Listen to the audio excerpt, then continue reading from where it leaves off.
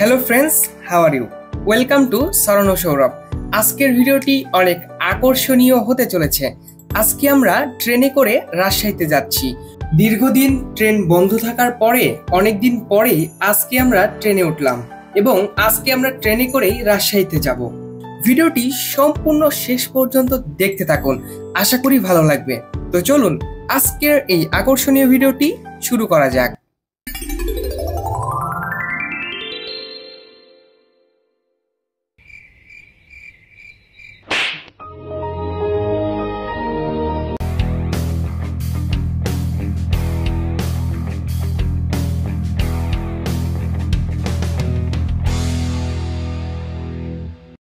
আমরা এখন নাটোর রেলওয়ে স্টেশনে অবস্থান করছি।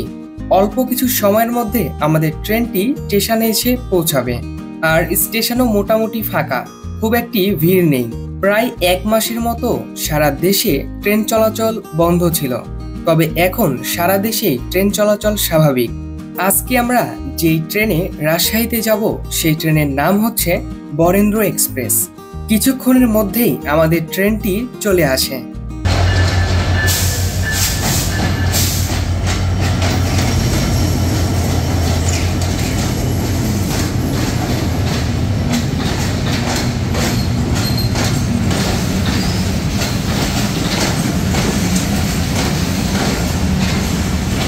আমরা এখন রাজশাহীর উদ্দেশ্যে রওনা দিয়ে দিলাম এবং আমাদের নাটোর রেলওয়ে স্টেশনটি আমরা এখন ছেড়ে যাচ্ছি।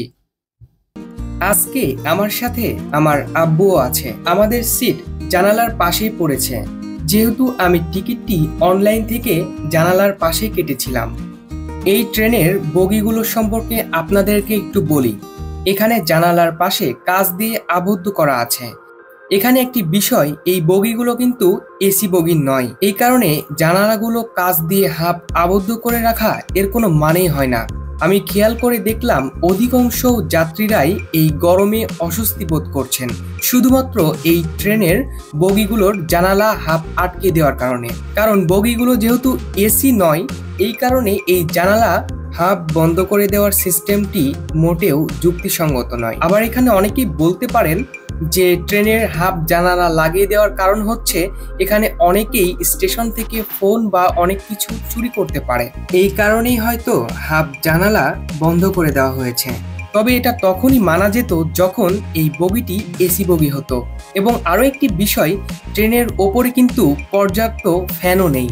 ওপরে যে ফ্যানটি ঘুরছে সেই ফ্যানের বাতাসও নেই।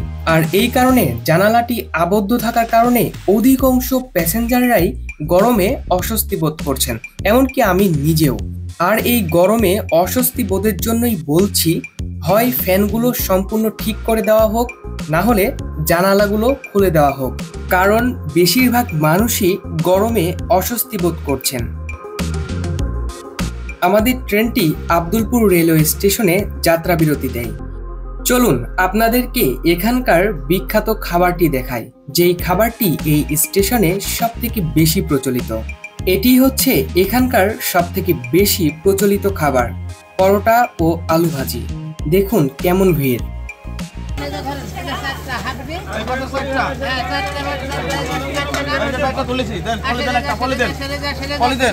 তো আমিও এই খাবারটি নিলাম এবং খেয়ে দেখলাম এখানকার খাবারটি কেমন।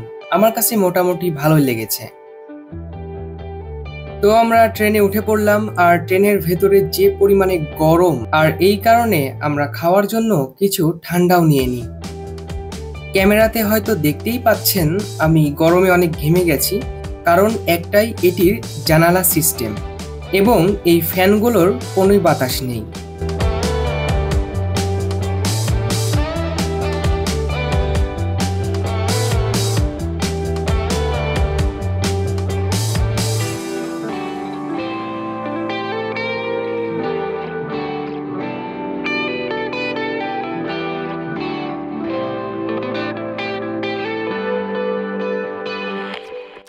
যাই হোক, আমরা রাজশাহী রেলওয়ে স্টেশনে পৌঁছে গেছি। আমরাও ট্রেন থেকে নেমে পড়লাম, আর ট্রেন এখন সম্পূর্ণই ফাঁকা। আপনারা চাইলে এখনই ট্রেনে উঠে পড়তে পারেন।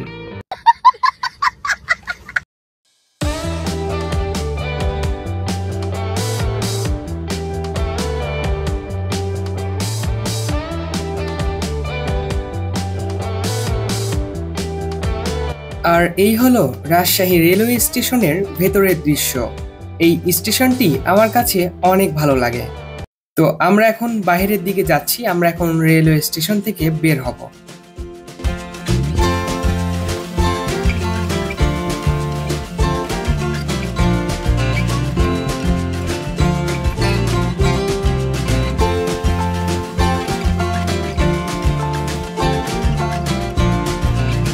রেল স্টেশনের বাইরের পরিবেশটাও কিন্তু অনেক সুন্দর, আর সব গাড়িগুলো লাইন ধরে দাঁড়িয়ে আছে এবং বিভিন্ন স্থানে যাত্রী তুলছে। যাই হোক, আমরা এখন স্টেশন থেকে ইবিএল ব্যাংকের উদ্দেশ্যে রওনা দেব।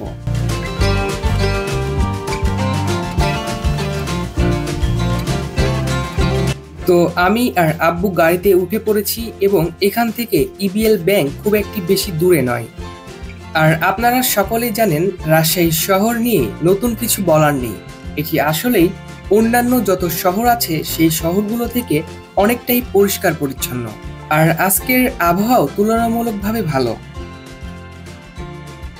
যাই হোক, আমরা ব্যাংকে চলে এসেছি আর আব্বুও ব্যাংকের সামনে দাঁড়িয়ে আছে।